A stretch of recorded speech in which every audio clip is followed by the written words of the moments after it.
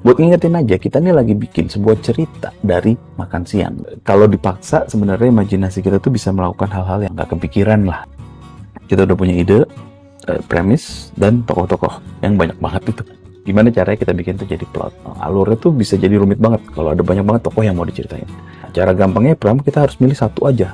Tokoh utamanya ini kita pilih Ferdi. Ferdi ini adalah seorang ayah yang pengangguran dan kini terpaksa tinggal di rumah pamannya gara-gara insiden itu. Nah, Ferdi ini istilahnya adalah viewpoint karakter. Dia mewakili penonton memang. Lewat tindakannya dialah penonton jadi tahu bahwa ternyata yang lebih spesial itu adalah karakter Luna sama Robby. Tapi karena dia viewpoint karakter, kita juga harus bikin penonton relate lah gitu istilahnya.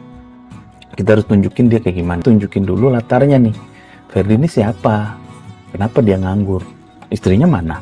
Jadi cerita itu rada sedih. Momen cerita ini adalah ketika Ferdi baru aja kehilangan istrinya yang meninggal karena kanker. Dan dia nganggur karena kantornya nggak ngebolehin dia cuti panjang buat ngurus istrinya.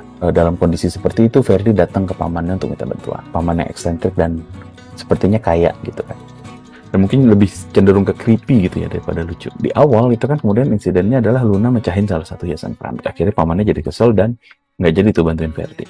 Nah, hampir putus asa, Ferdi pun memutuskan untuk ya udah paman, gue ganti rugi dengan gue bayar pakai diri gue deh gitu kata si Ferdi. Maksudnya jasa dirinya dia, apa yang bisa dia lakukan. Si Robby, ya udah lu tinggal di sini, lu kerja buat gue jadi tukang kebun, tapi gue nggak akan gaji sampai utang lo lunas.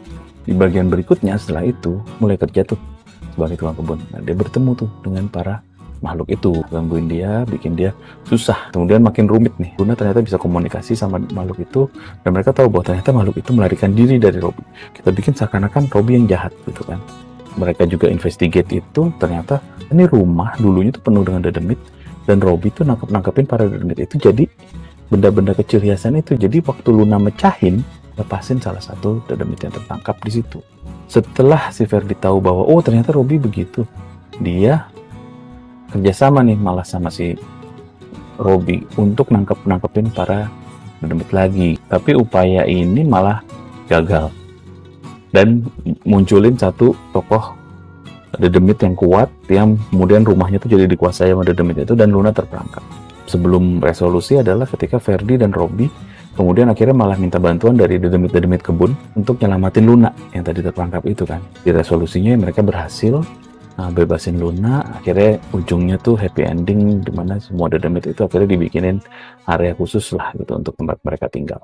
Jadi ceritanya seperti itu, tentang sebuah keluarga yang akhirnya juga bisa berdamai dengan para dedemit. Kita udah berhasil membuat sebuah cerita yang ide awalnya berasal dari makan siang. Apalagi yang bakal kita lakukan, kalau lo punya ide atau punya tantangan, silahkan tulis aja di komen. Sebenarnya tuh kita bisa bikin cerita dari apa aja kok, misalkan lo mau nyoba gitu. Semua itu ada prosesnya. Gue Wicak Hidayat, thank you udah ngikutin seri ini. Dukung terus gitu ya. Please komen kalau emang lo suka dan share video ini ke teman-teman. Thank you.